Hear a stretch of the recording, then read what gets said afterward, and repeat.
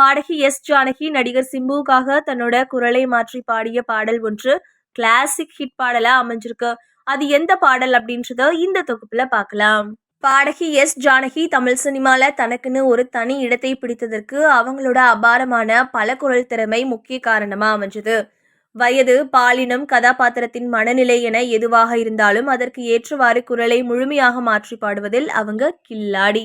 60 வயது மூதாட்டி முதல் 6 வயது மழலை குழந்தை வரை ஒவ்வொரு குரலையும் இயல்பாக வெளிப்படுத்திய பாடகி ஜானகி பல படங்கள்ல தன்னோட திறமையால ரசிகர்களை வியக்க வச்சிருக்காங்க. அந்த வரிசையில நடிகர் சிலம்பரசனுக்காக ஜானகி பாடிய ஒரு சிறப்பு பாடல் இன்று வரை பேசப்படுது.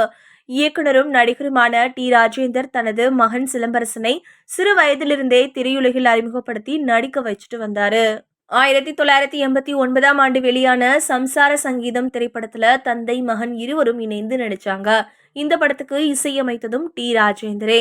இந்த படத்துல இடம்பெற்ற I am a little star என்ற பாடல் சிம்புவோட கதாபாத்திரத்தை மையமாக வைத்து உருவாக்கப்பட்டது. I am a little star ஆவேன் நான் சூப்பர் ஸ்டார் என்ற வரிகளுடன் மழலை குரலில் பாடப்பட்ட அந்த பாடல் பட்டி தொட்டி எங்கும் பெரும் வரவேற்பை பெற்றது.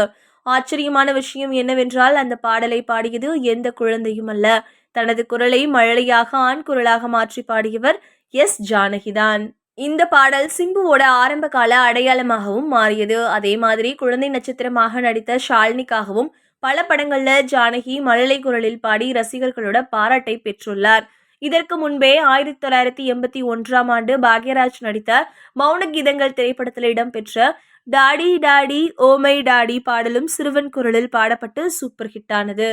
அந்த பாடலையும் பாடியது ஜானகிதான் என்பது பலருக்கும் தெரியாத ஒரு சுவாரஸ்யமான தகவல். அதே மாதிரி ரஜினிகாந்தோடு நடித்த சிறுவன் பாடுவது மாதிரி அமைந்த பேஸ்ட் இருக்கு பிரஷ் இருக்கு எழுந்திரு மாமா அப்படின்ற பாடலும் ஜானகியோட குரல் மாயாஜாலத்தின் இன்னொரு உதாரணம். இப்படி ஒரே குரல்ல பல மாயாஜாலங்களை உருவாக்கிய எஸ் ஜானகி தன்னோட அசாத்திய திறமையால் காலத்தை கடந்து கொண்டாடப்படும் பாடகியா இருக்காங்க.